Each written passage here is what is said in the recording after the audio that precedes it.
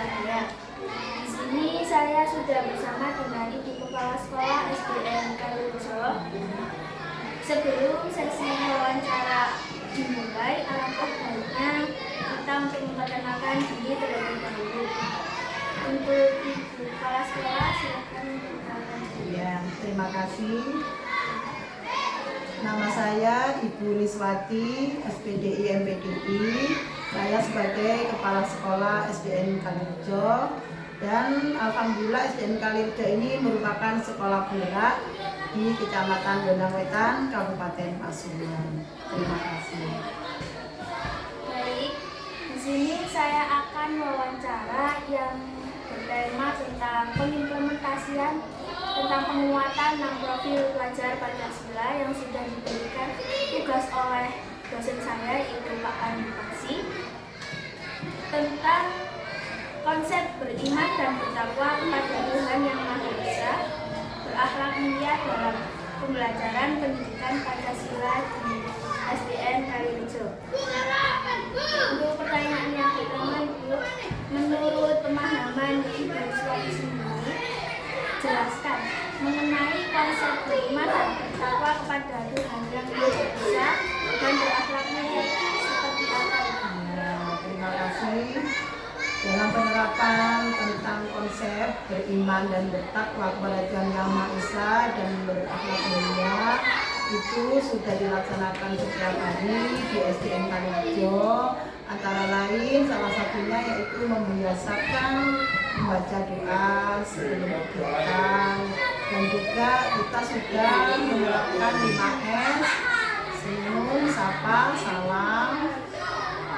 Dan terus kita juga mengadakan kegiatan-kegiatan keagamaan. Itu konsep yang sekarang sudah dilaksanakan melalui pembiasaan setiap hari. Kemudian pertanyaan yang kedua, dengan penerapan konsep ini dalam pembelajaran pendidikan Pancasila pasti memiliki tujuan. Menurut Ibu, tujuan apa sih yang didapat dari penerapan konsep beriman, bertakwa kepada Tuhan Yang Maha Esa dan berakhlak mulia ini bagi siswa, guru, dan juga orang tua? Terima kasih.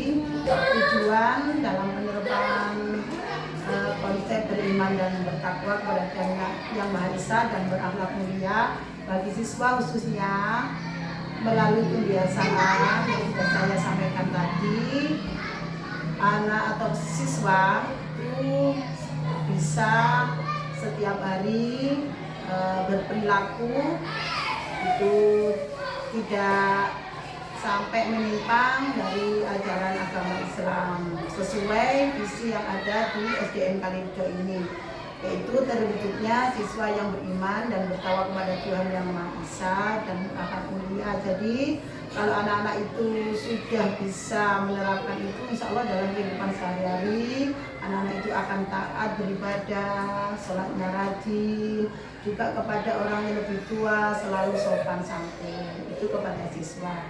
Dan juga kepada guru juga sama, karena ini guru juga merupakan tauladan, contoh bagi siswa.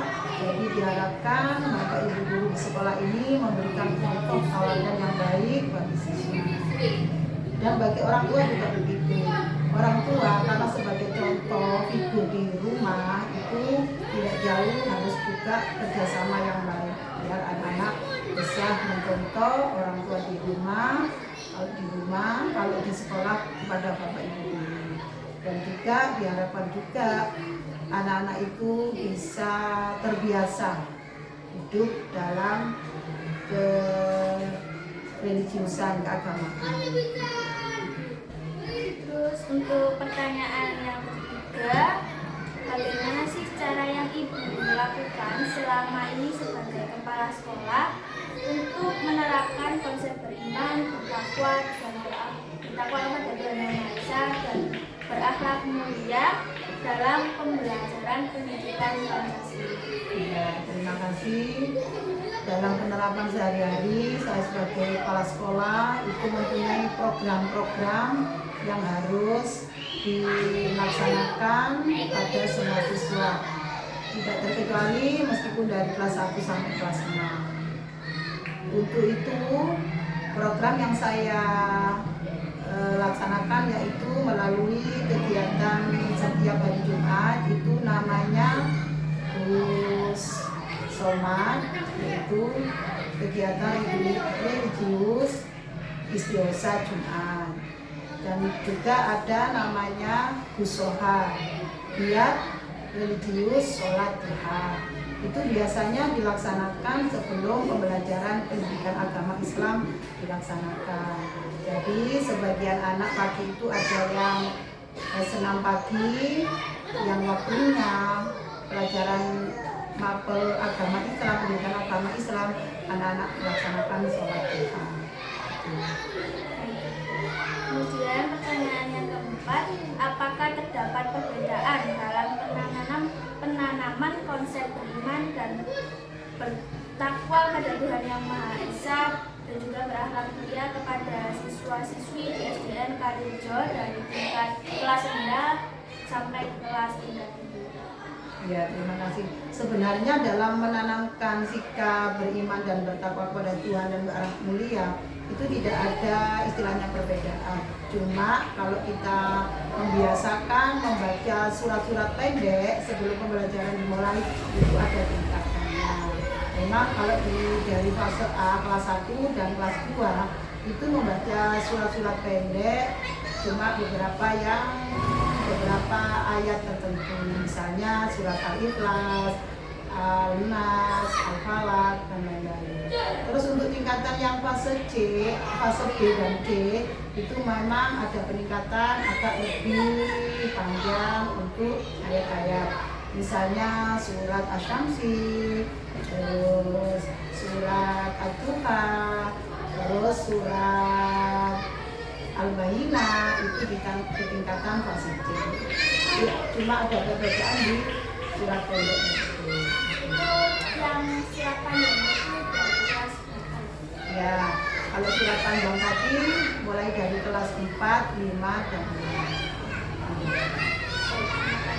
Pertanyaan yang kelima, dari pengalaman yang sudah Ibu alami selama ini, pastikan terdapat kendala yang Ibu alami dalam proses pembelajarannya. Apakah ada kendala yang Ibu alami dalam proses pembelajaran beriman, bertakwa kepada Tuhan Yang Maha Esa dan berakhlak mulia kepada siswa-siswi dalam pembelajaran itu? Ya, terima kasih. Sebenarnya itu kalau di dalam proses pembelajaran, khususnya dimensi beriman, bertakwa, dan berakhlak mulia itu tidak ada kendala. Anak-anak itu selalu terbiasa membaca doa sebelum dan sudah kegiatan, membaca surat-surat pendek itu sudah menjadi kebiasaan.